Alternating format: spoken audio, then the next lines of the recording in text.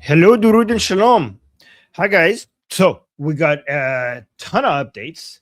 Holy crap. Let me see what we have. We have Israel. So, the Iran US MOU is a temporary. This is a calling. Naftali Bennett just came out and said this, saying the Iran US MOU is a temporary agreement, is far from over, and we have to ensure that the final agreement is a good one that totally dismantles the Iranian nuclear program, the ballistic missile program, the regional terror program. So this was what he said. We also had Naftali Bennett coming out and saying Israel must ensure Iran deal dismantles missile program. Former Israel Prime Minister Naftali Bennett told Iran International that Islamic Republic's agreement with the United States is temporary. So yeah, basically that's a repetition of that. Hezbollah has received assurances from the Islamic Republic that Tehran will not sign a final agreement with the United States unless Israel withdraws from Lebanon. This also shows that we are so far away from a deal. By Lebanon, they mean Hezbollah. So that means that we are very, very far from a deal. It's basically the same as not happening with those conditions because it is impossible for us to expect, like it is ridiculous for us to expect Israel to not fight against Hezbollah because of for the sake of a deal happening. Guys, there's two things that makes the deal happening very, very, very, very difficult, if not impossible. Let me know if you agree that these are the main two things that makes it difficult. First of all, the enriched uranium, the Islamic Republic giving it up is basically the same as suicide, which is why like a lot of people are talking right now on social media and everywhere as if as if United States and Islamic Republic have signed a deal. This is what I think is a humiliation ritual. So if there is at some point a deal, it's a surrender deal, not a peace deal. And if the deal is a surrender deal, what do I see the signing of the MOU? For me, the signing of the MOU is a humiliation ritual because I don't see it right now going anywhere, at least not with the current situation right now. Like we have gotten around to try to agree to maybe one day agree to do the impossible, which is hold back Israel from attacking Hezbollah, which is ridiculous, and also at the same time get the Islamic Republic to change its very nature, this anti-American and anti-Israeli nature, which is also seems very impossible. So to me, this whole signing of the MOU, the main effect of it right now is humiliation of the Islamic Republic, and it's basically we're pretty much the same place that we have always been.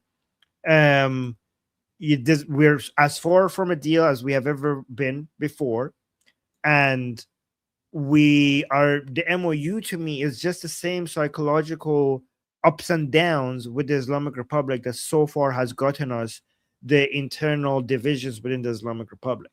I don't see this MOU as a step, as a significant step towards the deal. I see this MOU as a continuation of, a very fiery ceasefire with the Islamic Republic while basically humiliating them and at the same time getting their own internal politics up and down. Because imagine if you get the signature on the MOU and nothing else happens. Like Israel keeps on pounding Hezbollah. We still have attacks in the Persian Gulf here and there. So basically, the only thing that the Islamic Republic is going to get, if that's the only thing that happens, is just the embarrassments and loss of legitimacy to its internal followers. However, if there is any behavioral changes, there will some funds would be released to them. But to me, I think the loss in legitimacy to the Islamic Republic for that behavior would be higher, would be worth more than any funds that would be released to them. The $300 billion fund also seems to be something that people are misunderstanding, which we need to get to. But so far, things haven't really changed that much. Let me know. Put your questions in the chat. Okay, Texas Troop agrees with me. Yes, I do agree with this. What Trump is saying about Israel is not nice.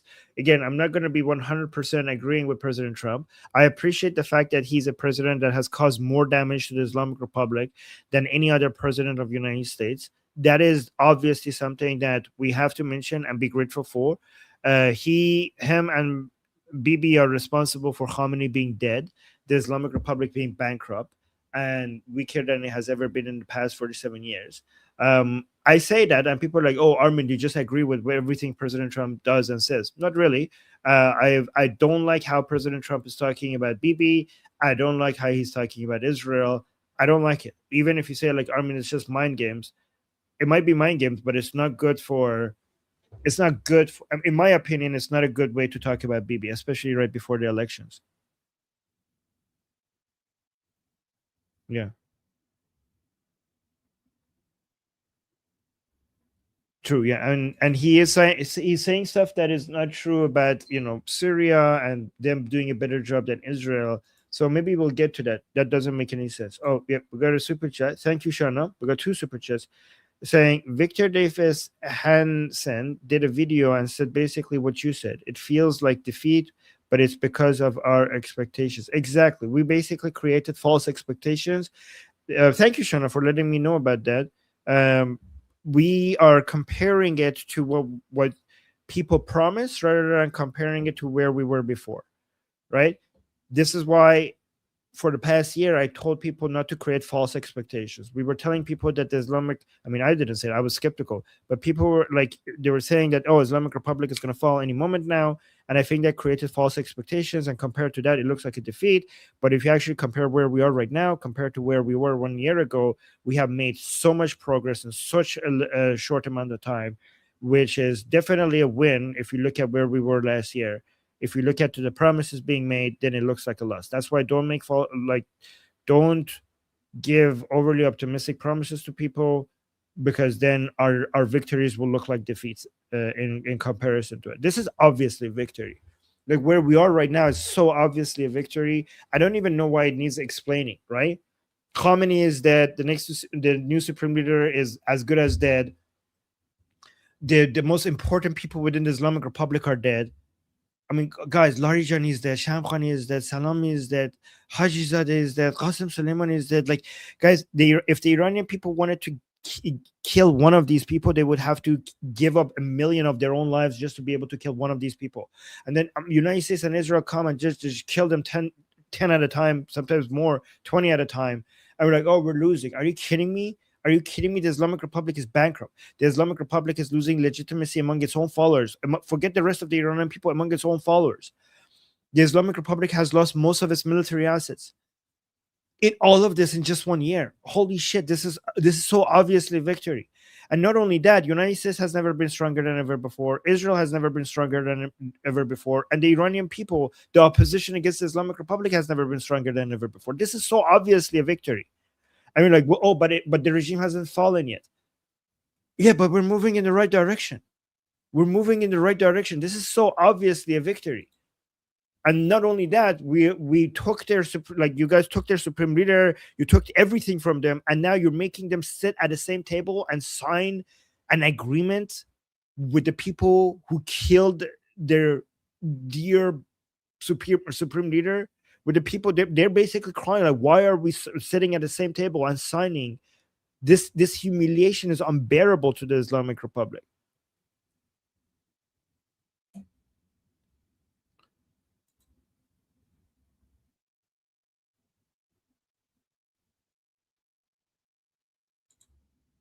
Let me start some of your comment. Okay, we got another super chat. Thank you so much, Roman Viking, saying you don't have the FDA, you don't hate the FDA enough. Watch Dallas Buyers Club, Your Body, Your Choice, Private Consumer Protection, Trump State Enforced Standards. Okay, I'm not very informed about that, but okay. I don't know what I'm not following that, but thank you for the super chat. Let me see what you guys are saying. So here, Fine started saying Trump raised the expectations not only with his post before the massacre, but also with his speech when the war started. If he gets shit now for chickening out, it deserves. Thank you, Trump. If you Trump, okay. Trump didn't raise expectations at all. I think that's delusional to say that. Trump did exactly what he said he would. Trump didn't say he's going to topple the regime. He never said that. And honestly, the expectation of some Iranians for President Trump to come do regime change for us is ridiculous. It's absolutely ridiculous, in my opinion. Trump said help is on the way. Did help arrive? Trump said help is on the way. Did help arrive? Helped arrive in a way that it has never arrived before to the Iranian people. They killed Khamenei. They killed the most important people within the Islamic Republic. They destroyed their navy. They destroyed their air force. They destroyed their air defense. They took out a huge part of their missile stockpile. They killed the head of the Basij, for crying out loud. They did all of that. They bankrupted the Islamic Republic, helped arrive in a way that we have never seen before. And honestly, if you see that and think that Trump chickened out or did it or betrayed us, you're either delusional or blind. I don't know what's wrong with you. If anybody who thinks that. It makes absolutely no fucking sense. No fucking sense. He didn't say, I'm going to come do regime change for you. That is your job. That is my job. That is the Iranian people's job. That is the job of the Iranian people. Nobody else is going to come do regime change for us. What, like, the idea that somebody, like, did we vote for Trump? Does he has our vote? Trump serves America. Trump is not supposed to serve the Iranian people. Trump said help is on the way and help arrived. Trump said when help arrives, you have an opportunity. It's going to give the Iranian people the opportunity to take down the regime and take their own future into their own hands. And that is completely true. He never told you that he's going to come do regime change for you.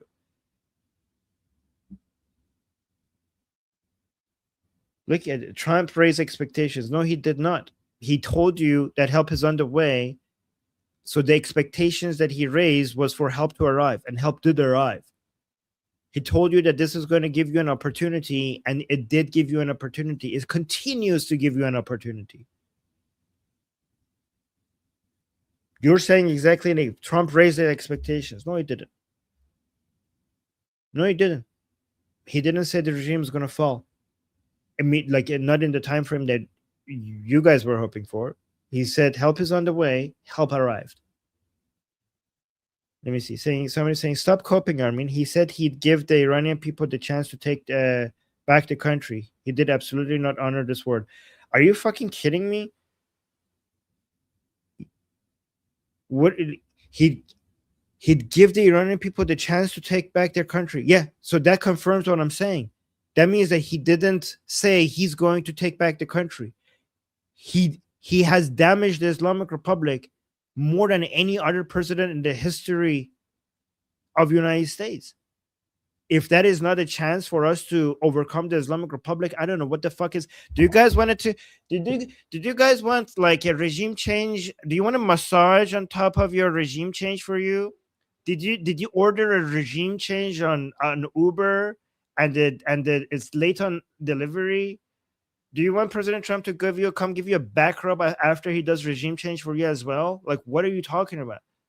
Trump helped the Iranian people by causing more damage to the Islamic Republic than anyone else. The Islamic Republic is weaker than it has ever been, and we have been closer to victory than we have ever been because of the damage that President Trump inflicted upon the Islamic Republic.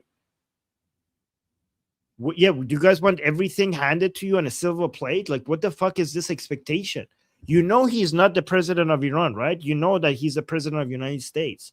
You know he's not our representative. You know, anything we get from a government that is not our government, we should be grateful for it. You know, what we're receiving from what we already received from the United States is more than any of us could ever imagine a year ago. Oh, Fine started saying, no, Armin, you are wrong. Great argument.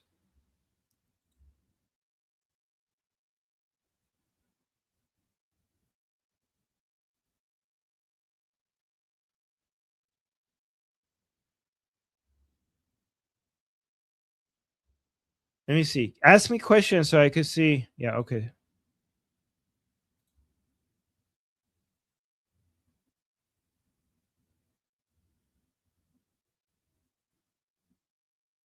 Yeah, Texas is saying, I think you may be unaware how US politics work.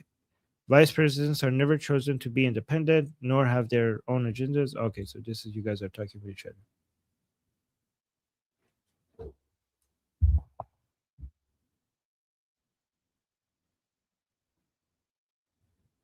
Okay, Felicia Interloper with the super chat saying, Trump will do regime change if has the political capital to spare. Trump. Here's the thing, Felicia Interloper. Trump is not supposed to do regime change. Trump is supposed to do focus on what's in the best interest of the Americans, and it happens to be that damaging the Islamic Republic is also in the best interest of Americans, which makes that aligned with the Iranian people. So hurting the Islamic Republic, it does provide the Iranian people the opportunity to move closer to regime change. But at the end of the day, regime change is not his job. The regime change shouldn't be his job. Regime change is our job. Regime change is our job. The Iranian people should do regime change.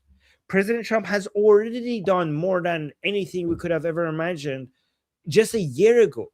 Guys, this is the problem with setting false expectations, right? I'm promised, like everybody who's complaining about what hasn't been done, if just 1 year ago I gave you the list of everything that happened in the past years, you would be like, shut the fuck up. That's not gonna happen. Are you kidding me?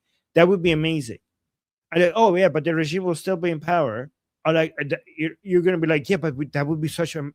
What do you mean the regime is still in power? Of course, that was, but we're so much closer. Are we not, guys? Do you agree that we're closer to the fall of the Islamic Republic because of everything United States and Israel did compared to where we were 1 year ago? Do you agree with that? Yeah, supports regime change. Yeah, I understood what you mean. Do you guys agree with that?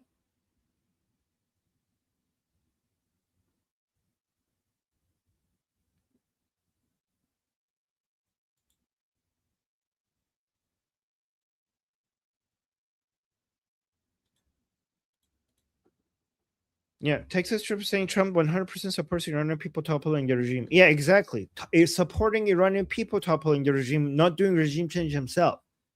That is not his job. Here, let me read your comments.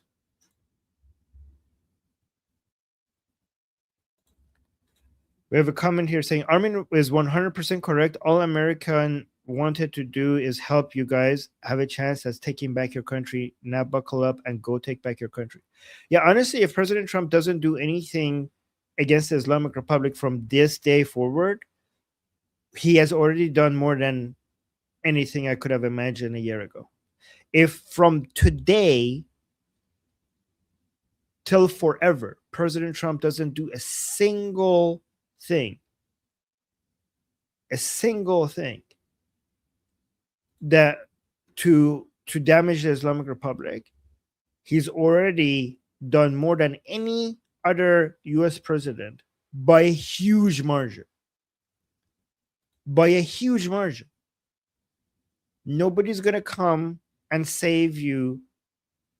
People have mutually aligned interests with you, and sometimes that means help will arrive, and sometimes it doesn't mean that. Sometimes it will, sometimes it won't. But at the end of the day, this is our country. It's our fight. If help arrives, we will be grateful for it. If it doesn't, we continue to fight.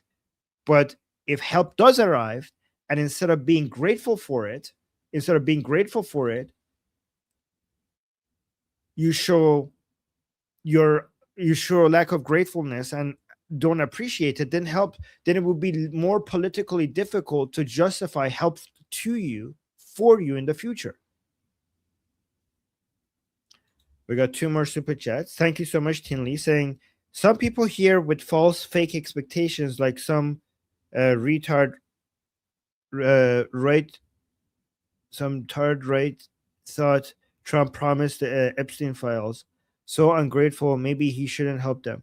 So, Tinley, please understand that this is not how most Iranians think, and this has never been. President Trump this has never been about helping the Iranian people. President Trump, what he did was in the interest of American citizens. So I don't think it's correct to say maybe he shouldn't have help, because what he did just happens to be also in our benefit.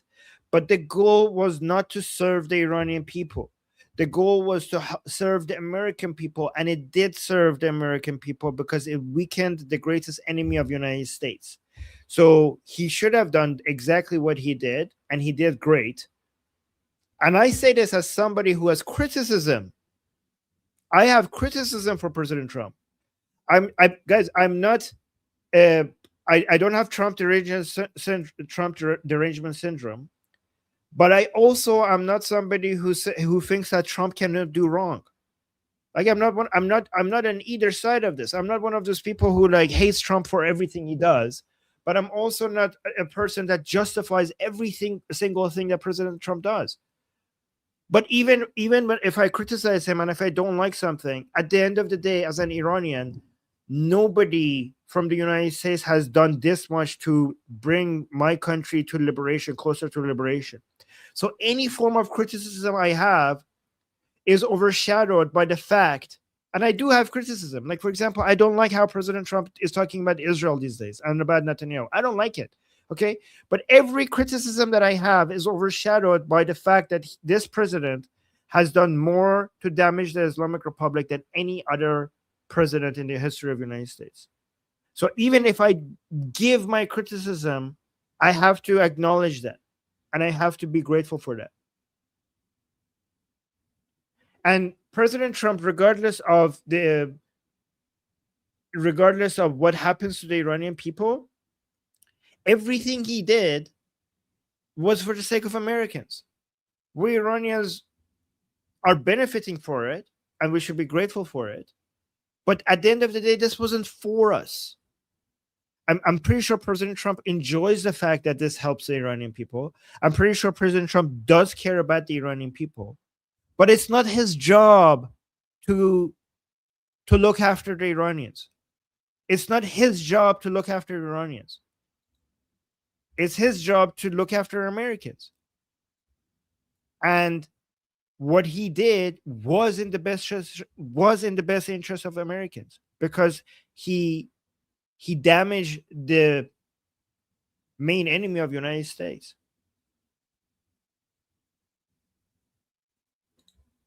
Okay, we got more super chats, but let me read this one. Texas is saying, I don't like it either, Armin. I don't like what I was hearing from protests today about Bibi and Israel. Exactly. See, Texas Troop is an President Trump fan.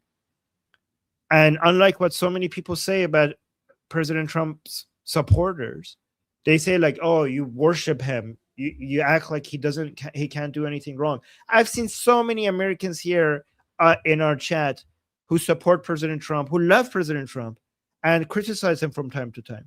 So the idea that the Trump base of support is a cult, at least based on what I'm saying, is completely ridiculous. So many Trump supporters I've seen that have criticism for him. I get people say like, "Oh, Armin, you've been surrounded by Trump sycophants or something like that," and I'm like, "What are you talking about?" The same people that are here supporting Trump have given me sometimes even criticisms of Trump that I disagree with. Okay, we got more super chats. Let me read the super chats. Thank you guys. Saying Fleshy Interloper saying low oil is a lot of capital to support regime change. That's a very good point, Fleshy. Let me see, where are we right now? Oh my god, 77.95. That's amazing. Guys, he one thing else that people have to realize, like I want to tell this to Iranians who might be upset, right? I want to mention this to Iranians who might be upset.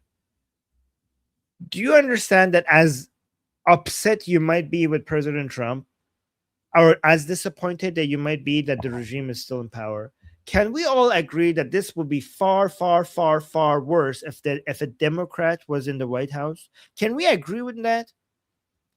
Can we agree on that?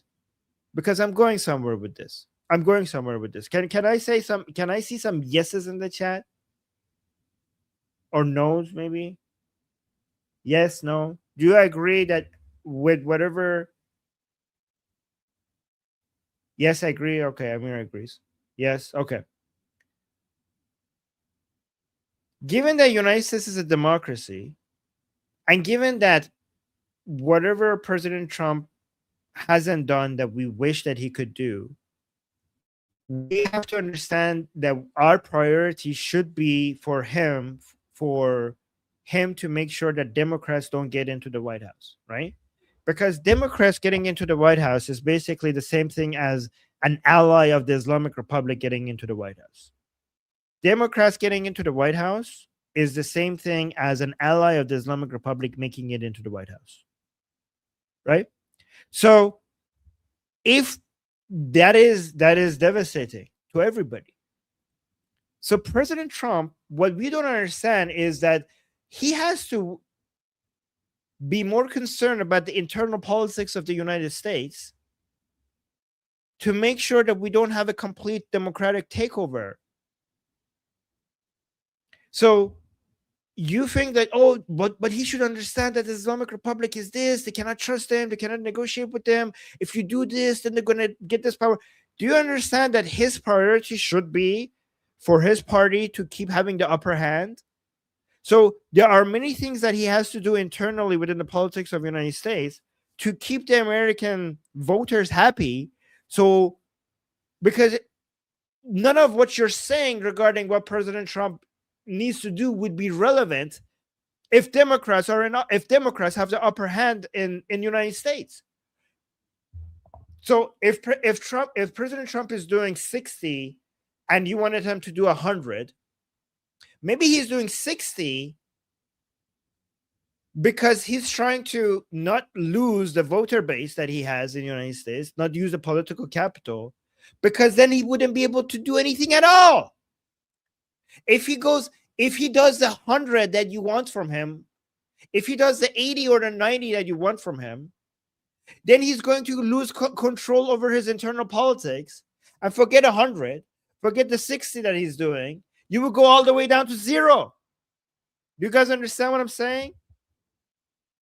If President Trump does the things that you want him to do, oil prices will be so high right now, and he will be punished for it at the ballot box. And if he gets punished for it at the ballot box, then he wouldn't be able to do anything at all.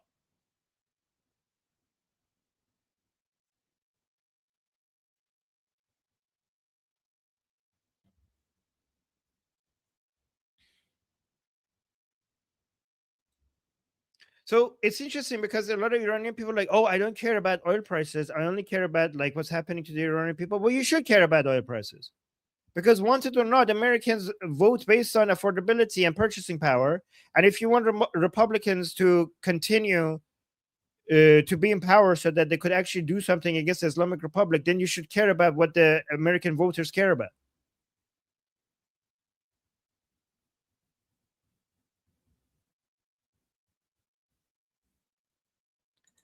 Okay, we got more super chats.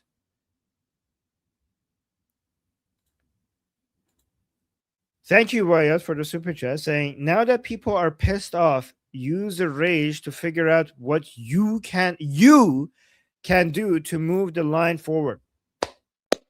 Do you know people who can help? What can you do to bring victory? Keep your eye on the prize. Organize. Exactly. Exactly. So I'm like, oh, why didn't Trump do this? Why didn't Bibi do this? Why did the prince do this? Why didn't they do this? Why didn't they do that instead? How many times do you ask yourself, what am I doing?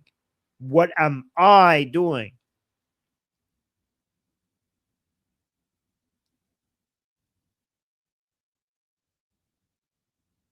This is my country. Iran is my country. It's my responsibility to save it. And even if you're American or Israeli, I see so many Israelis are upset these days, right? It's interesting because both Americans and both Iranians and Israelis are really, really upset these days with President Trump. And we need to fix that. We need to, at least here, we need to fix it.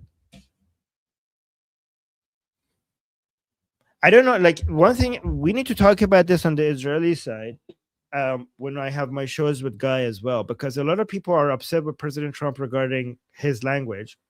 which I don't like either.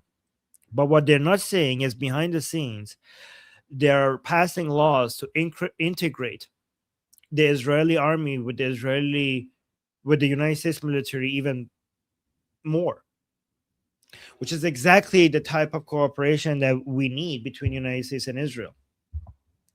So as much as I don't like what is being said on the surface, if you actually look what's happening policy wise, we're moving in more collaboration between United States and Israel, and also Israel's military is advancing so fast for operations for it in 2 or 3 years. Israel is going to get even more is going to get even more able to carry out military operations without without the support of United States. But at the same time, their collaboration is increasing as well.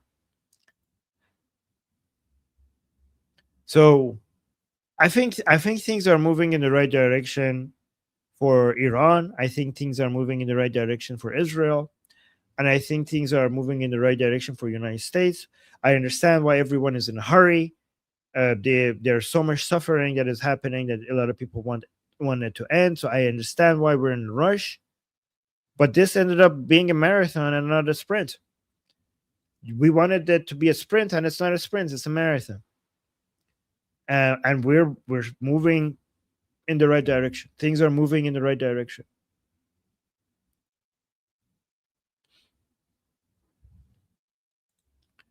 We got another super chat from Fleshy. Thank you so much, Fleshy Interloper, saying, "Can we still support Potipto or others?" Yeah, of course. What do you mean? Of course. This is exactly what Wyatt is saying. We're going to be. I have so many plans that would be about what we could do here in this group, right? Individually, instead of just looking at what Trump is doing, what Bibi is doing. I mean, even if we want to support Bibi, Trump, and Princess of Pahlavi, instead of like when we look at these people, if you're an Israeli, you have to think, how could I help my government instead of how could my government help me? How could my government help me? If you're Iranian, instead of constantly waiting for Princess of Pahlavi to do something for us, you have to ask what I could do individually to help him, to increase his power, to move forward his agenda. And same thing with an American. If you think President Trump is on the right path, stop waiting to see what President Trump is doing for you. If you think it's in the right direction, see how could you increase his political capital. Don't just complain about people not understanding what's happening, or not. Don't just complain about people having their wrong views and the wrong ideas. Go change their mind. Go advocate for the positions that you think is correct. Everybody should focus on what they can do. And yeah, so when it comes to supporting Potipto and many other operations that we're going to have inside Iran, we are going to be not just talking here, we're going to be strategizing here with each other, especially in our discussion group, which you could get to with this QR code. And the link is also in the chat and pinned in the chat as well, in the description as well. We're going to be strategizing. We're not going to have discussion sessions. We're going to have strategy sessions. We're going to have strategies specifically. We're going to create strategy sessions on our calendar, and it's going to be more about what we can do rather than just analyzing what's happening. And Potipto is a good example of somebody that is on the ground and doing things.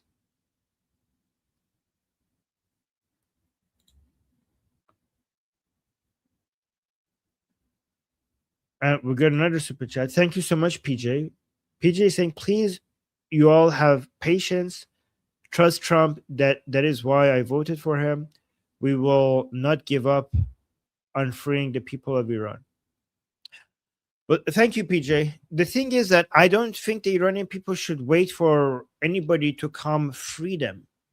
The Iranian people should free themselves. And we have already received a lot of help from President Trump. Like, we don't need to trust what President Trump is going to do in the future. We could just trust what Trump has already done, because we have observed what he has done. I can trust this. I can trust the fact that even if President Trump does nothing else in the future to hurt the Islamic Republic. He has, I trust this. I trust the fact that he has already done more than anyone else in US's history. Anyone else. That's what I can trust. We have already weakened the Islamic Republic far more than I ever could have imagined for the past, in the past 47 years. A year ago, if you told me this is where I would be, I would think that you're out of your mind. We have already caused so much fracture, so much division, so much weakness within the Islamic Republic, and those fractures are growing. The Islamic Republic is bleeding. President Trump has already injured the Islamic Republic and is bleeding every single day. It has made our job, the Iranian people's job, a lot easier. But the final blow should come from the Iranian people. This is our country. We shouldn't be waiting for a messiah or like a Mahdi figure or something to come from the sky and basically say like, hey, here's a free country. Here's liberation. Here's freedom. I took care of everything for you. Just sit back and relax. That should not be our expectation.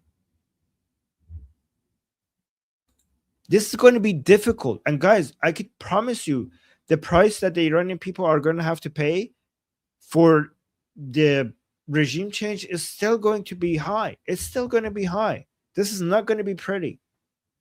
This is not going to be pretty. If you thought that we paid the price and that's it, and now other people saw the price that we paid, so now they're going to come and finish the job for us, that's not how this works. We are going to we have to continue to fight this, and it's not going to be pretty. It's going to be really devastating. We're going to have some very, very dark days ahead of us. But it's the price for liberty. Other countries didn't get their liberty for free, and neither will we. The price of liberty is unfortunately a lot of blood. A lot of blood. You know, Europe and North America went through a sea of blood before they got to where they are right now. And this is it's unfortunate that they don't understand that. So many people they don't understand the value of it, and that's why they're losing it. You know, people we look at other countries with their liberty, and we say we want that. This listen to this, okay? We're living under tyranny, and we look at other countries and we see that they have liberty, and we want that. Okay? Look at their history. Look at the sea of blood that they had to swim through to get to here, for sometimes for thousands of years. The price is high. Sometimes when we get help, it reduces the price, but the price will still be high.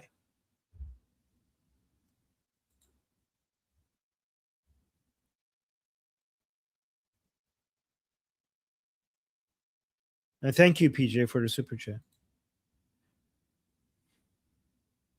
Ida, thank you so much for the super chat saying yes. And also, oh, dumb motherfucker. Yes, dumb motherfucker. Okay. Thank you, Ida. Thank you for the super chat. Okay. Fleshy interloper saying bepeesh. Yes, exactly. That's the spirit. That's what we need. The fighting spirit that we need.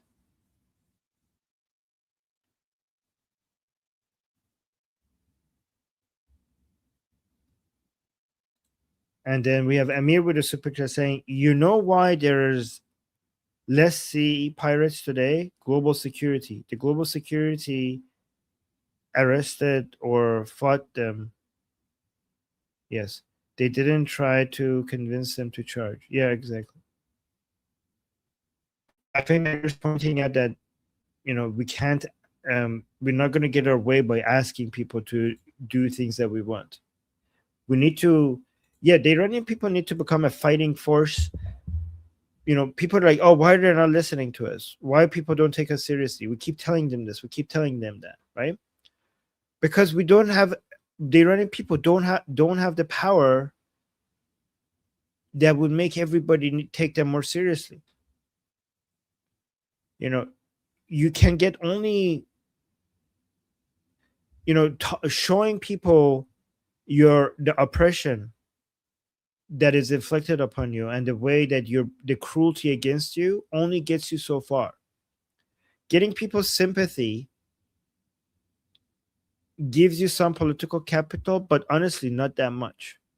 You know what gets you more political capital? Guns, weapons. Okay. A lot of Iranian people are looking at the world and like, you guys are about human rights. Well, look how the Islamic Republic is treating us. Come help us. It doesn't work like that. All of these countries that you see talk about human rights, all of that human rights talk is based on a framework that is actually founded by power. It's based on power. It's based on military power and economic power. The human rights branding of it is just a continuation, an extension of that power in the form of soft power. Human rights is just a branding of powerful democracies who benefit economically when individual rights promote give people the agency to be active participants in free markets. In free democracies, your military power grows when your economy grows. Your economy grows because your markets are free. Your markets are free because people's agencies are being respected. People's agencies are being respected because you have this framework that you brand as human rights. This is just a branding of it. But everything is about economical. It's about economical, military, and cultural power. It's all about power. So this is something that you need to understand as an Iranian, is that going and asking people to help you because you're having a bad time and because a regime is being cruel to you will only get you a month or two of attention. We don't have economic power, but if we had some military power, that would get you attention for decades.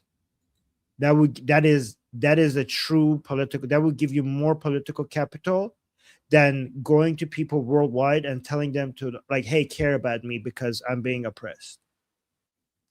So we need some fucking guns. That's what I'm saying.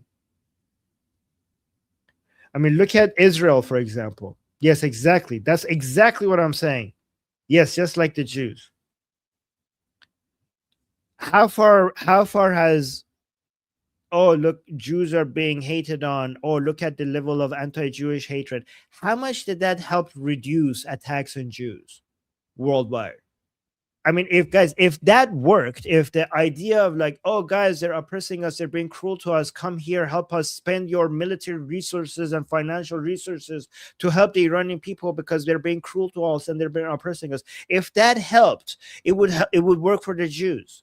It didn't work for the Jews. You think going like, how much did it's important to document this and remember this, but honestly, how much did Holocaust memorial museums and telling people about the crimes of Holocaust and the worldwide anti-Jewish hatred that exists everywhere within the fabric of almost every society, how much did raising awareness about that and telling people Jew hatred is bad, like, oh, the world is cruel to Jews, how much did that stop this anti-Jewish hatred? You know what helped the Jews? Military power. Israel helped the Jews. You don't go ask the world to cut it out. Be nicer to Jews. You know what you do? You fucking kill them. You destroy them. You annihilate them. That's what you do. You get powerful. You become a country with great economic power, and you spend that on your military, and you go fuck these people up. That's what you do.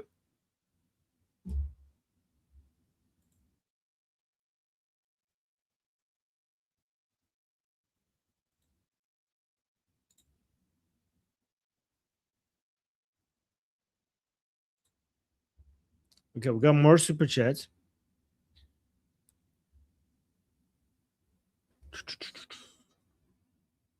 That Tora, we had like we were synced. Like exactly when I thought about the Jews, you said like it well, like the Jews. Like we're in sync. Okay. If USA changes regime, it will look like the new government is what USA wants instead of Iranians. Yeah, I mean, honestly, I think it's about setting expectations, right? Honestly, the Iranian people are like really wants the regime change so much that I think they wouldn't care how it comes about right now. Um, but I think the expectation is the false expectation. I mean, do you think the average American taxpayer right now wants like is thinking that, oh yeah, we need to go do regime change in Iran? And what is the U.S. government other anything other than a reflection of the American people? The fact that their interests were aligned enough for them to cause so much damage to the Islamic Republic, that is what we should celebrate.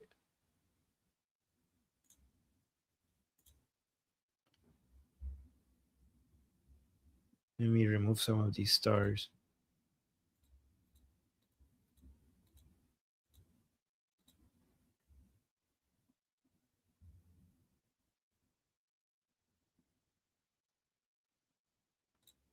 Got another super chat here. Thank you. Oh wait, this one I forgot to read this one. Amir is saying Trump is talking with with the terrorists, so I criticize him. If it could be worse, yes, of course. Could it be worse? Yes, of course. He could have joined forces with them. Oh, you mean like the Democrats? Um, the thing is that I see what you mean, but I don't think it's wrong to talk to evil people because I mean the United States was talking to Nazi Germany until the very last minute. I mean, you cannot not talk to your enemies. You have to talk to your enemies. Like during World War II, when Nazi Germany's until its very last few seconds, the Americans and everyone else was talking to them. And the Imperial Japan at the end of World War II, like the Americans were talking to them right before and after they dropped two atomic bombs on their head. Like they were still talking to them. Talking to them, like talking to them is not the problem.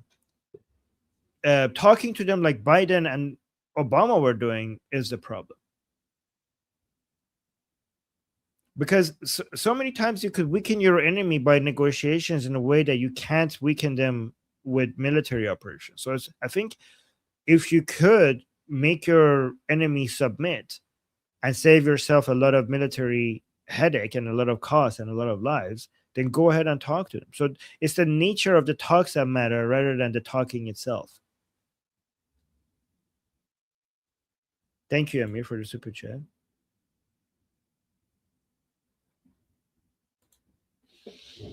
Fleshy Interloper, thank you so much for the super chat saying, ISO cucks forget US wealth needs world trade. Yes. They don't understand they don't understand that the United States is a powerful country exactly because it's involved everywhere around the world and provides the global security and stability that makes international trade possible. The international maritime trade the United States economy depends on. They don't understand that. And it's very basic to understand. So I don't know why is it so hard to get. We got another super chat. Amy, thank you so much, Amy, for the super chat saying the internet is our field of battle in the fight. Exactly, Amy. Exactly, Amy. And I'm actually trying to raise an army of people because we are basically there's three battlefields: the economic battlefield, the military battlefield and the narrative battlefield. And in the military battlefield, for example, your weapons are drones, guns, and tanks. In the narrative battlefield, we have to these weapon our weapons are YouTube, Instagram, X, and we have to learn how to use them very effectively. The more, the better. Just like a soldier is training on how to use a drone, we need to get trained on exactly how to use YouTube in the most efficient way, or X the most efficient way. I agree with that. Let me see. X is slow today. Okay, Black Hat with a super chat saying Trump didn't abandon the Iranian people. The UN did by not supporting them after the massacre. That's where the anger should be directed. I mean, what else did you expect from the UN? Like, I don't think, I think a lot of people are not talking about the UN because the UN is like getting angry with the UN is kind of like getting angry with a cancer tumor. Like, I mean, it's doing what it's doing, what did you expect? It's the UN. I mean, my sense is that the UN is getting more and more, less and less relevant internationally, and I think I see the UN as a table, and I think that tables are necessary for countries to come and talk with each other around it. I just think the UN is a shitty table. It's a very shitty table. It's a very shitty leftist, anti-Israeli table, and pro the terroristic movement of the terroristic Palestine movement, right? So, given that the UN's legitimacy comes from the United States and it's working against the interests of the United States, we need better tables. And honestly, I think the UN shouldn't be replaced with another institution. I think that there should be many competing institutions that are competing as better tables compared to the United. It needs to be a free market of tables where countries could come and speak around, and there needs to be a competition. The monopoly of UN for being the place where countries come talk should be broken, and instead of it being replaced with one alternative, it needs to be replaced with many alternatives, so they have to compete with each other, and through that competition we get the best ones outperforming the other ones. Yeah, the free market is incredible, right? Do you guys agree? Like, when I see the UN, I think the UN sucks because it has a monopoly, and I think once we break that monopoly, we're like, oh, what would we replace the UN with? We shouldn't be one thing. It should be so many different competing institutions, and that's how we're going to get the best ones out competing the other ones. If there's a demand, there should be multiple sources of supply.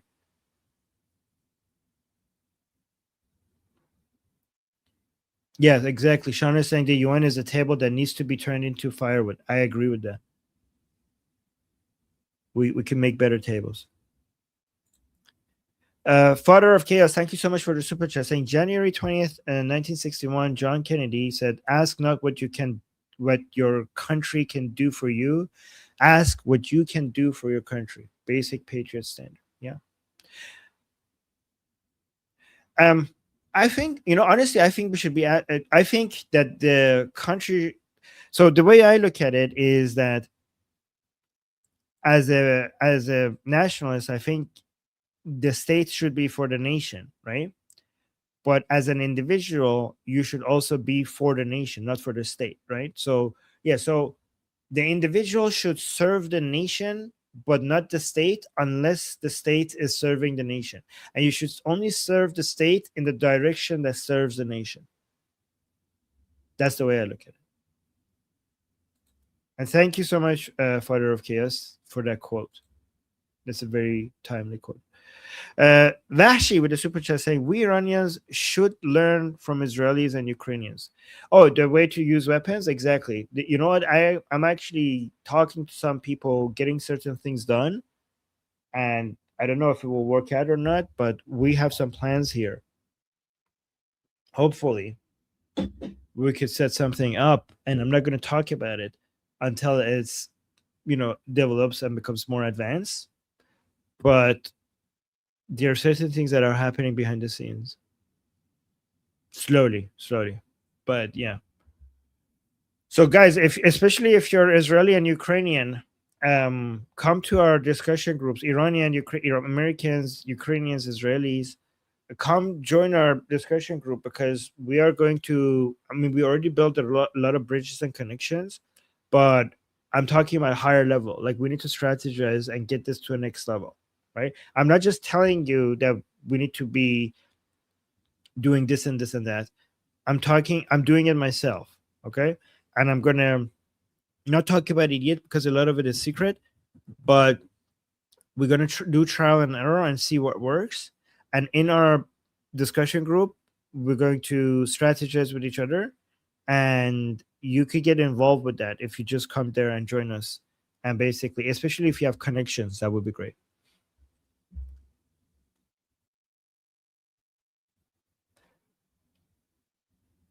We're talking drones right now. Drones. I'll just give you that.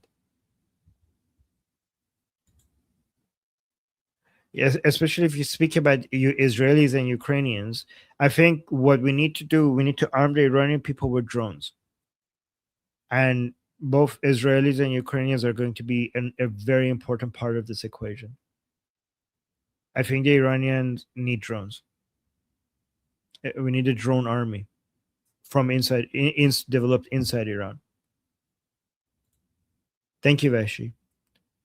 Chris with a super chat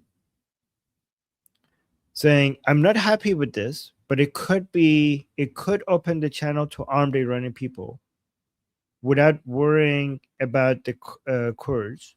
Also, I've been waiting to hear more about the military base in South Gaza." But I mean, why are you not happy about this? Because look at Israel is building a wall right now. Okay, so Israel is building a wall, but like a buffer zone between Israel and Hamas in Gaza, and it's also building a buffer zone between Israel and Hezbollah in Lebanon, and it's also building a buffer zone between Israel and Syria, right? So I'm happy about this. This is amazing. Like you're going to have Israel plus buffer zones and then Israel's enemies. Israel never had that before. Okay, and this is going in the right direction. Like it's going to be like something like October 7th is going to become very unlikely if this buffer zone is successful in Gaza. So that's moving in the right direction, right? And could be channel. Yeah, and with regards to, well, I don't want to call these people Kurds because it's an insult to Iranian patriotic Iranian Kurds, so I will call them Kurds instead of Kurds, like they like to call themselves, right? And these are separatists, right? These are separatist Kurds, and I think that. By the way, you know how I say I sometimes criticize President Trump, even though I think he's mostly done good, and he has done more than most other president. Israel, which I think which is even more aligned with the Iranian people than even the United States, because we're in the same neighborhood and we have the same enemy in the same neighborhood, and we have ancient bonds with Israel. I sometimes have criticism for Israel as well. Imagine that. Oh, guys, I'm like, look at this. People said, "Oh, Armin, you would never dare criticize Israel." I have criticized Israel many times. My Israeli friends never called me a Jew hater because, like, oh, if you criticize Israel, everybody's going to call you a Jew hater. No, I've tried it many times criticizing Israel. Uh, all my Israeli friends, they didn't call me a Jew hater. In fact, most of them agreed with me. Right. So here's a criticism for Israel. That was the wrong plan. Arming the Iranian people through Kurdish separatist groups was a horrible idea. A horrible idea, and Israel was going along with that. That didn't make any goddamn sense, right? And I say this even as somebody who loves Israel and as somebody who thinks that our alignment with Israel is more than any other country. But that was a bad idea. Do you guys agree that that was a bad idea, especially Israelis in the chat? Do you guys agree?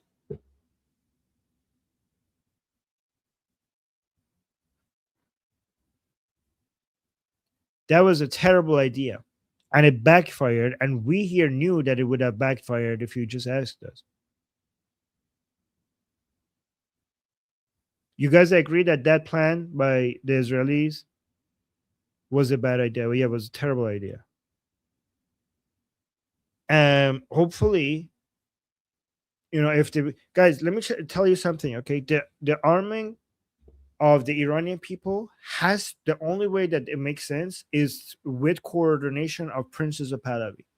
If you want to arm the Iranian people, there it has to be done with coordination of princes of Pahlavi and his team.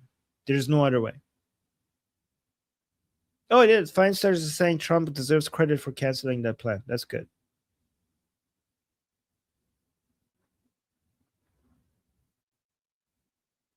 So the silver lining is, though, that apparently the arming of the Iranian people is something that is not out of the picture.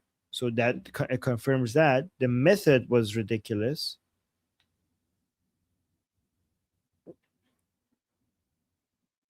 The method was ridiculous. I mean, guys, you know how you know the method is ridiculous? Because Israel wants regime change in Iran. Here, I'll make it very simple for why Israel trying to arm Kurdish separatist groups against the Islamic Republic was a bad idea. First of all, these Kurdish separatist groups are not anti-Islamic Republic. They're anti-Iran. They're anti-Iran, right? And I know that. We know that. Like, they're against the Iranian people, they're against Iran as a whole. They're against the Islamic Republic. One, they're also anti-Pahlavi. Two, we know that Israel wants, and it's within the best interest of Israel to have regime change in Iran. That's obvious, right? Like, let me know if you disagree with any of these statements because I'm trying to make it simple. Okay? That's an obvious statement. Three, we know that the greatest assets against the Islamic Republic are the Iranian people.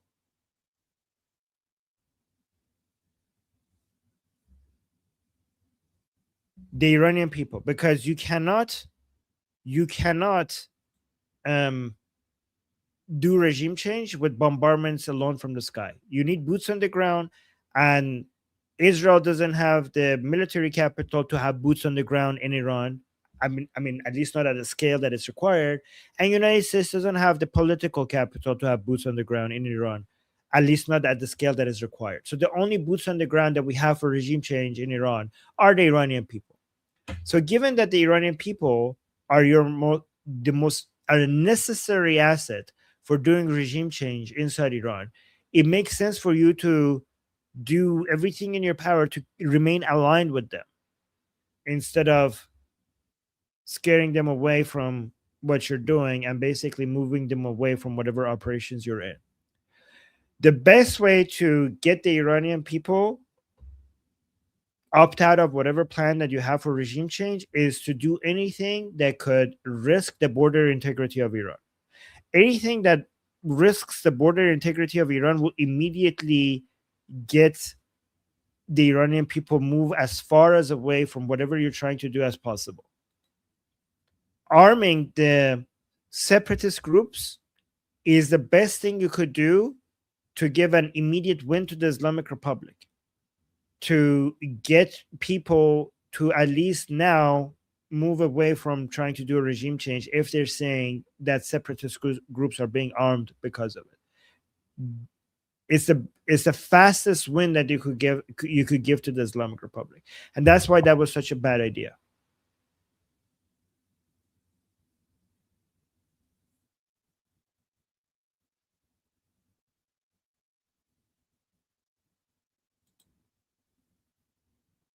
Thank you, Chris, for the super chat. Great points. Let me.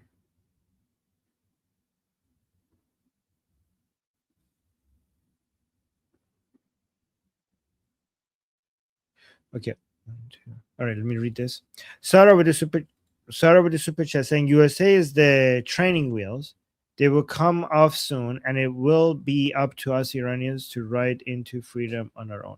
That's a very good way of putting it, right? Don't, yeah, exactly. And honestly, the United States, this goes, Sarah, what you're saying goes the same thing with Ukraine, with Taiwan, with Israel, with every other country. I mean, at the end of the day, everybody around the world needs to become more self-reliant. Everybody. The United States, the American taxpayer is paying a way more than their fair share for global stability. The United States, with or without President Trump, this is deterministic. This is economic based on economic determinism, right? These are greater forces here at play because it doesn't make economic sense. The United States economic and military strength has become so much larger. The gap between United States and other countries have become so much bigger, and to the point where United States stability and security is becoming less and less dependent on other countries.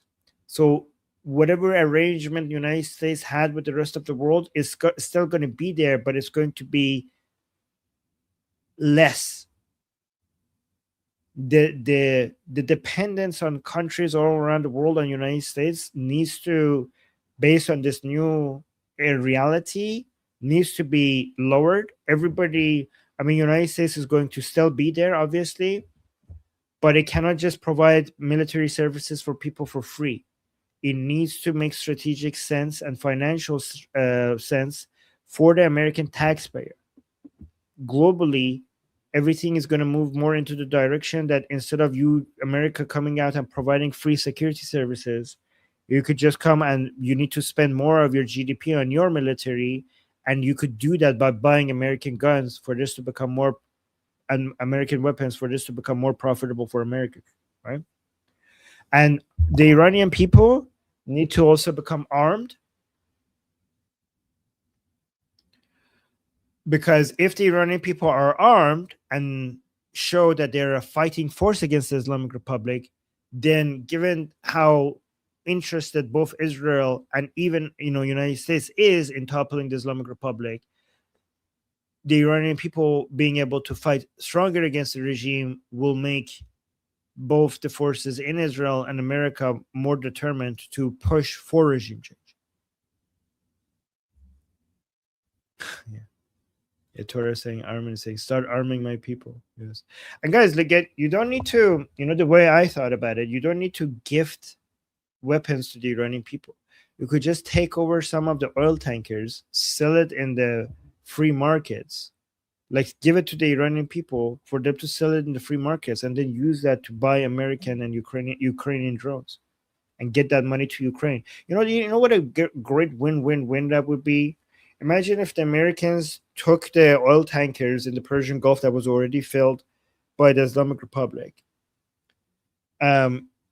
gave that to Iranian people's representative, Princess of Pahlavi, and his team to sell in the free market, and then use that money to arm and train the Iranian people, pay the Ukrainians to give Iranians drones and train the Iranian people with how to use drone technology. That would be at the same time funding Ukraine against Russia. So think about that. You take the oil tankers, you give it to the Ukrainians to arm the Iranian people, and by that, you're funding Ukraine against Russia, and you're funding Ukraine against Putin, and arming the Iranian people against the Islamic Republic at the same time. It's like a win-win-win, and it wouldn't cost you a dime. It wouldn't cost American taxpayer a single dime.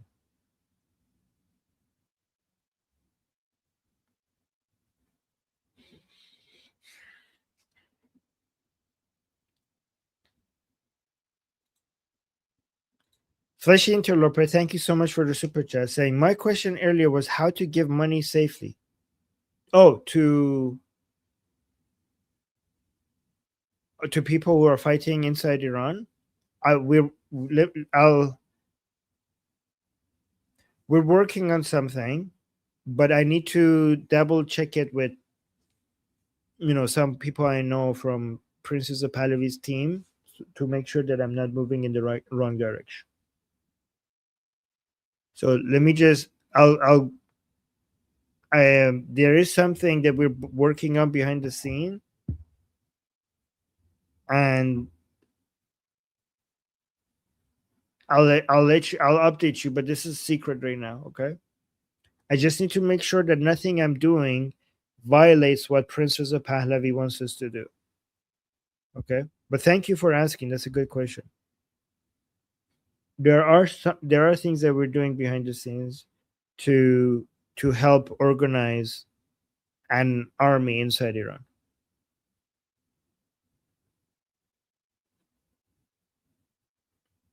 But and thank you for your support, by the way.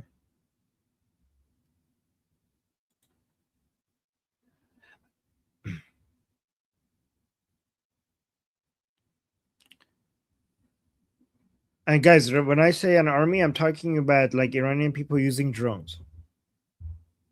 I thought it was an exaggeration that because young Iranian men have played video games, that means that they're going to be good at drones. I'm like, of course, these are different.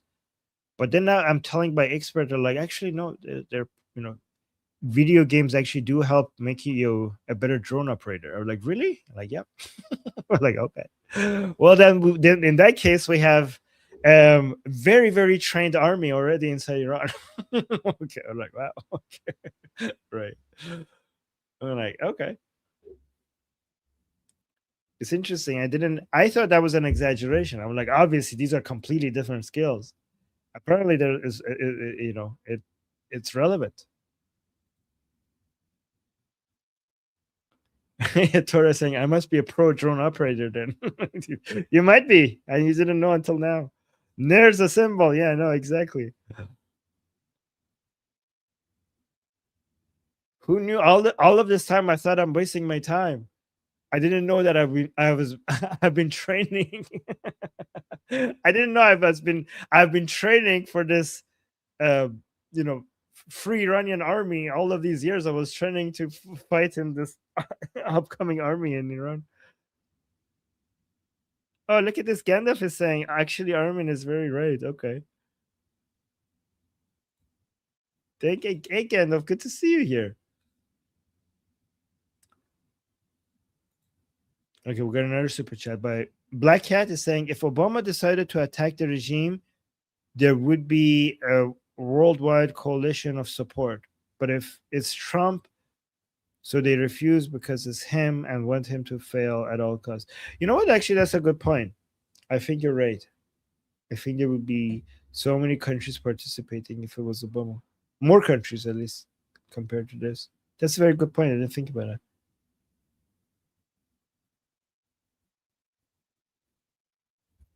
Love you, Gandalf. We got another super chat here. Mark of Reality with a super chat saying the worldwide left needs to stop thinking that the UN is some sort of a world government. Also, the Security Council needs to be recognized too. Yeah. So the people are under this delusion that the United Nations has an enforcement ability. It doesn't. Okay, the United Nations is just a table, and it represents the views of the countries that sit at that table. It itself doesn't have enforcement ability, and because it doesn't have enforcement ability, it itself isn't a thing. It's just the views of the people that sit at the table, the countries that sit at the table. Many of the countries that sit at the table have shit views, including anti-Israel views and so-called anti-imperialist views, which means anti-Western views, right? The United Nations. So here's the thing: after World War II, the United States was very reliant on its relationship with all of these countries to be able to maintain a level of global stability, right? So the United Nations needed to have some equalizing effect, not a completely equalizing effect, but to some extent, and the equalizing effect. So there's buy-in when it comes to cooperation with the world order that America had in mind, right? But this cooperation comes with these countries, with the head of these countries' shitty views and their shitty influence on the globe, right? So, I mean, in the Security Council, we have United States sitting at a table as equals to the CCP and Putin, and there is no equality here. Maybe there was some, maybe they were somewhat more equal after World War II, but right now the gap between them is so big that the United Nations doesn't serve that purpose anymore of like you only need buy-in from all of these countries if they are as influential or close to as influential as you, and you have to tolerate with their bullshit, because without their cooperation you wouldn't be able to maintain this current global order that you had after World War II. But the thing is that given that United States is now so much more powerful, you need to deal with these countries shit less. So you don't need this equalizing. We need a global order under with the made by the United States, because the United States, or at least with United States being more influential, because the United States is the enforcement power for the order. So the United Nations, given that the United Nations doesn't have enforcement power, and the enforcement power comes from the United States, the global order needs to be reflecting the United States vision for the global order, rather than the vision of, I don't know, United States, CCP, Putin, and all of these other countries at the, Security Council or the rest of the United Nations.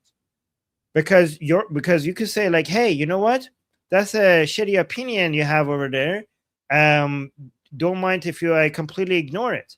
The United Nations is basically the idea that I don't have to ignore your shitty, for example, anti-Jewish, pro-Islamic regime idea, because you are a country and you need to have a say in the current global order. But given that they are not participating in the enforcement, and United States is, then United States should be like, how about fuck you? How about fuck you? I mean, Israel is my main ally, and the United Nations has more resolutions against Israel than resolutions against the CCP, Putin, North Korea, and the Islamic Republic combined.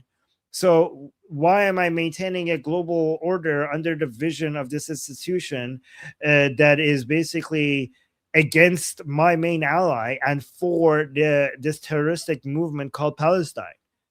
Why am I supporting this? How about the global order? Given that I'm paying the price for this global order, how about the global order should be based on my vision? It's my army, it's my tax, it's my resources that is being spent on this.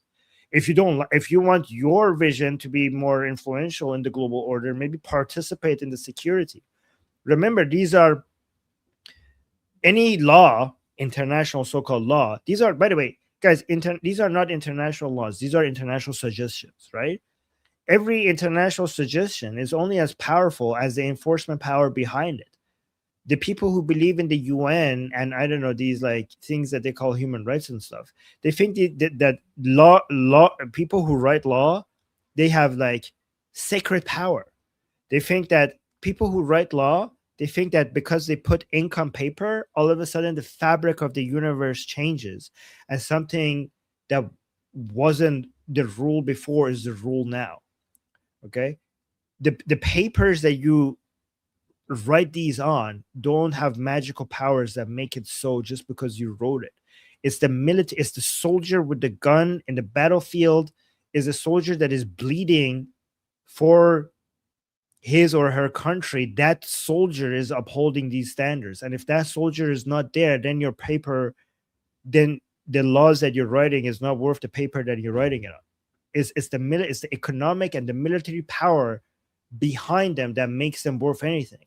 And if the United States decides that the United Nations vision of how the global order should be, it does not reflect US interests, then the main enforcement power behind that order should leave, basically should go focus on another standard, another set of rules.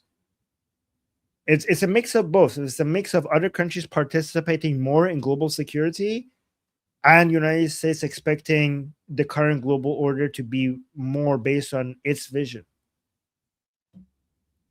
Both of them have to happen at the same time until we meet a happy middle. Did that make sense, by the way? That was kind of nerdy. Was that too nerdy, or did that make any sense at all?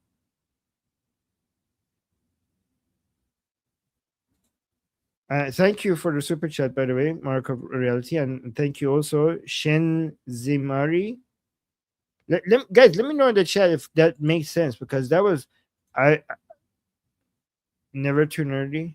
Okay, yeah, okay, thank you. Torah saying it made a lot of sense. BT saying never too nerdy. Well, thank you. Okay, we are all nerds here. Okay, good. I love that.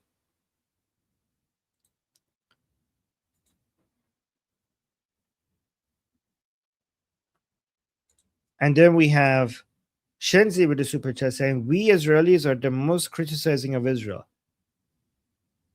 Yeah, people. Yeah, tell that to people who say like, "Oh, like people like Jink, Anak Kasparian, Tucker Carlson, Nick Fuentes, like, oh, if you criticize Israel, they call you a Jew hater." Nope, they don't. Nope, they do. No, they don't. They call you a Jew hater because you are a Jew hater. Criticizing Israel is it's a sport in Israel. Israelis themselves criticize Israel more than non-Israelis. Yeah, great point, Shenzhen. And then we have Jakataik. Am I pronouncing this right, by the way? And Jagatai, thank you so much for the super chat. Let me know if I am. Every time I'm asking this, nobody tells me if I'm doing it right. You know what? I'm gonna ask Ali because Ali knows this video game, so he's gonna tell me if it's right. Saying, please remember to emphasize with the upset who've you been emotionally invested since December or longer and have always received messages of relentless optimism and inevitable victory, so setbacks will hurt. Oh yeah, so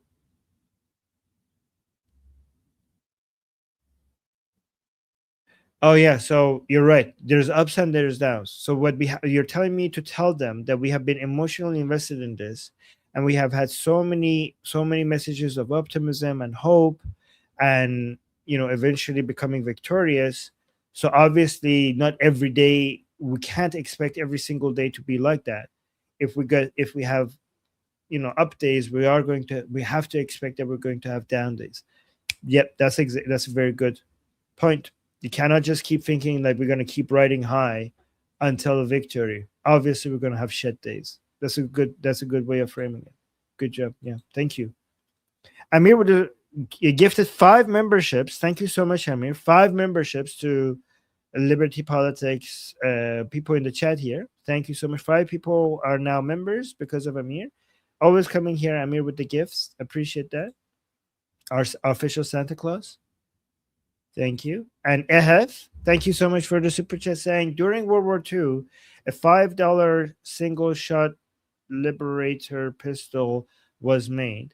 The idea was airdrop them into occupied territory, and the people take this pistol, use it to eliminate an enemy, and take the enemy's rifle. Oh, interesting. How did that work out? I didn't know that. When it comes to Iran, though, I don't think that dropping anything, like airdropping anything, would make sense. If you airdrop any sort of weapons inside Iran, you are very likely arming the IRGC even more. Like you're basically is going to get it into their hand. I think there needs to be an area that gets liberated where you filter people, you vet them, and then you train them, and then you arm them. That's what I think needs to happen. But obviously, one more thing I always want to keep mentioning is that if we arm the Iranian people, it has to be under the coordination and with the advice of Prince Reza Pahlavi and his team. And yeah, also I think it needs to be very based on drones. Like every time we're talking about arming the Iranian people, people think guns. Okay, like I'm not saying guns shouldn't be included, but when I say armed Iranian people, the first thing that comes to my mind is drones, like small drones. Like, imagine so many drone operators inside Iran. It will become a nightmare. Like, it would be an unbearable nightmare for the Islamic Republic if we do that.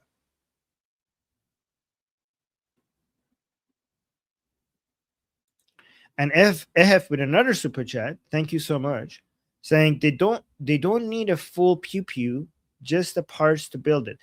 Yeah, and yeah, we're talking EF. I don't know if you are you reading my messages, because we are in talks with people inside Iran, and we're talking about even printing parts, printers, because we have 3D printers. There are a lot of people have access to 3D printing in Iran, so there's a lot of, so you don't even need to send parts. Okay, so again, I'm talking to some experts and stuff, but we're not going to talk about it right now. We'll get to that later. um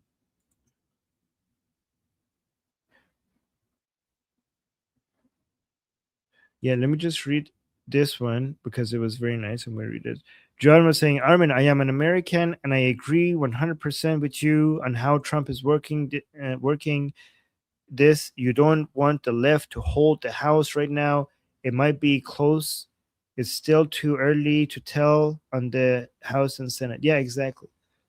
But President Trump's priority should be right now to keep Democrats out. Um, that should be his priority right now. I mean, and that's a spectrum, obviously.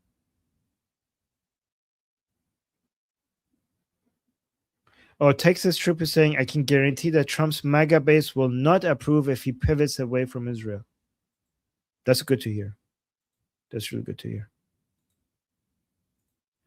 We are going to do more streams focusing on American politics in relation to Iran.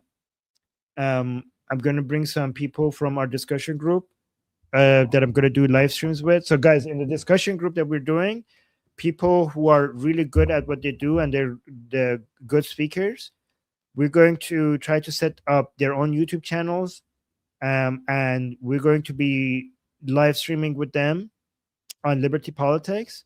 So our discussion group, which is, you can see the QR code right here, and also the link is in the description, and there's also pinned in the chat. What we're going to do there is, as people come there and talk, when we see certain people are really good at what they do and the community there enjoys what they're saying and appreciates their takes, we're going to try to tell them, encourage them to set up their own YouTube channel and then use Liberty Politics to grow their YouTube channel, right? So think about this. You come to our discussion group, you talk, and then some people end up being really good at what they're, the way they fight for liberty. As somebody is focusing good on the United States, somebody is good when it comes to, I don't know, Cuba, somebody's good when it comes to Israel. So then we'll approach them and like, hey, listen, in this group, you are really good at what you do on this topic. Have you considered having your own YouTube channel? And then if they say, if they become interested in that, then we go live stream with them, and then try to grow their YouTube channel so that their voice gets louder. So we try to use Liberty Politics to identify who's good, who are the best soldiers for fighting for liberty, and then try to amplify their voices. That's what we're doing. So by the way, guys, join our discussion group. Link is in the chat. And those are just the discussions, because on top of discussions, then we're going to, as our community over there grows, we're also going to have strategize. We're going to strategize, and then we're going to do things. We're not just going to talk about things. We're going to build we're building a community of not just people with opinions about politics, but also a community of experts. We're going to have experts in every field, and with those experts, we're going to strategize, and then both politically and we're going to have operations that we're actually going to put into place. So let me not say anymore, but you'll see great things are coming. All right, I need to go get ready for Iran Revolution Live, which will go live right here in 30 minutes. So I'm gonna go get some more tea. And so I'm gonna end this live stream, and I'm gonna start the next live. We're gonna start the next live stream in half an hour. So see you again in half an hour, right? Oh, Gandalf saying I'm expert in magic. Okay, then come, Gandalf. Love you, man. All right, guys. See you in half an hour. And until then, I'm Israel Chai, Slava Ukraine, Cuba Libre, Long Live America, Javicha, Payande, Iran. See you guys soon.